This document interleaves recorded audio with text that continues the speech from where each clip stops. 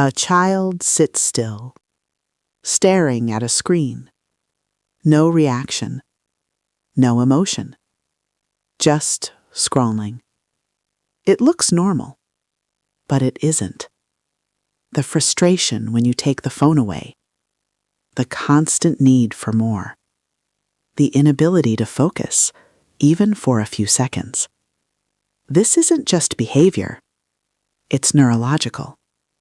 Because every swipe, every notification, every short video is training your child's brain to crave stimulation. And the scary part? Their brain is adapting to it. Neuroscientists are now warning this may be changing how children think, focus, and even feel. So the real question isn't, is social media bad? It's this: what is it turning your child's brain into?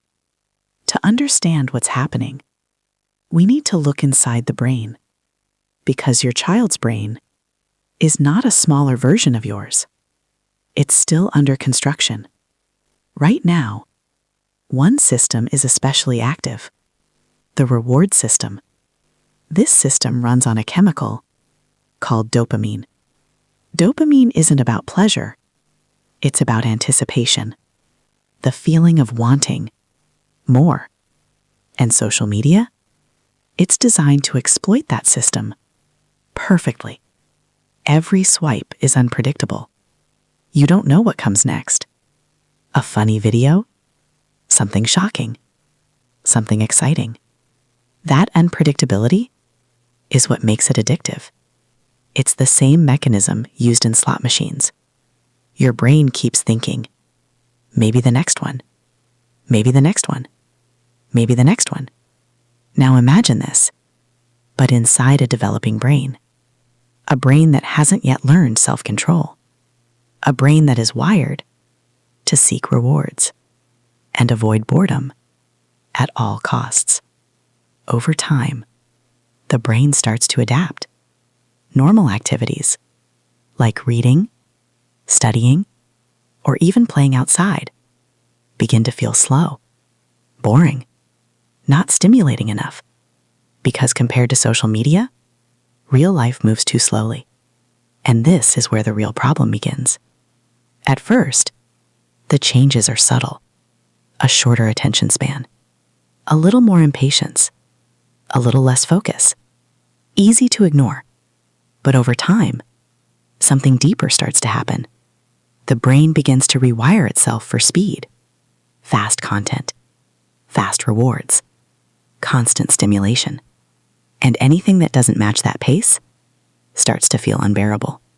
Sitting in a classroom, reading a book, even holding a conversation, the mind drifts, looks for an escape, craves something faster. This isn't laziness. It's conditioning. The brain is learning what to expect from the world. And right now, it's being trained to expect instant gratification. No waiting, no effort, no delay, just stimulation. Over and over and over again. And here's the dangerous part. The more the brain adapts to this, the harder it becomes to do anything that requires deep focus. Homework feels painful. Studying feels exhausting. Even simple tasks start to feel overwhelming. Not because the child can't do them, but because their brain is no longer used to doing them. And this doesn't just affect school. It affects how they think, how they solve problems, how they handle frustration. Because when everything in life has always been fast, real life starts to feel too slow to tolerate. And that's when the gap begins to grow between the digital world and reality. But the changes don't stop at attention. They go deeper, into emotions, into behavior, into how your child experiences the world.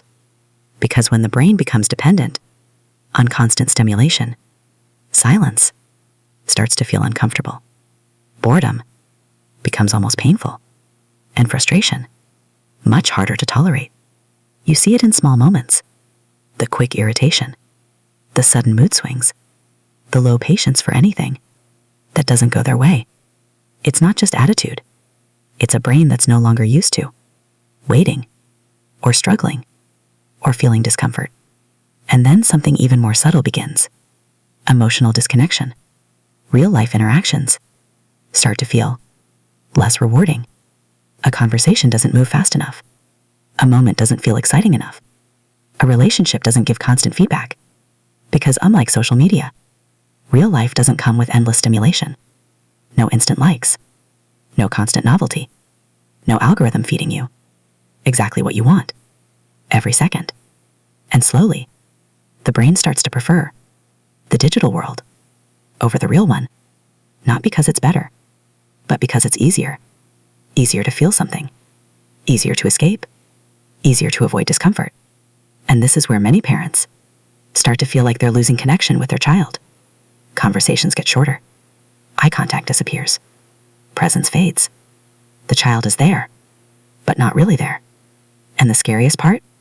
This shift doesn't happen overnight. It happens quietly, gradually, almost invisibly, until one day, it feels like something has changed. At this point, most parents reach the same conclusion. Social media is the problem, so they try to fix it by taking the phone away, limiting screen time, setting stricter rules. And for a moment, it seems to work, until it doesn't. The resistance comes back. The frustration gets stronger. The behavior doesn't really change, because the real problem isn't the phone. It's what the brain has adapted to. You're not just removing a device. You're removing the child's main source of stimulation. And when that disappears, the brain doesn't feel relieved. It feels deprived. That's why the reaction is so intense. It's not just frustration. It's withdrawal. So the solution isn't just to take something away.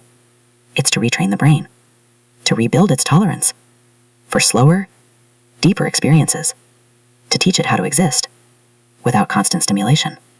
And that starts with something very simple, but very uncomfortable. Letting your child feel bored. Because boredom isn't the enemy. It's the beginning of focus.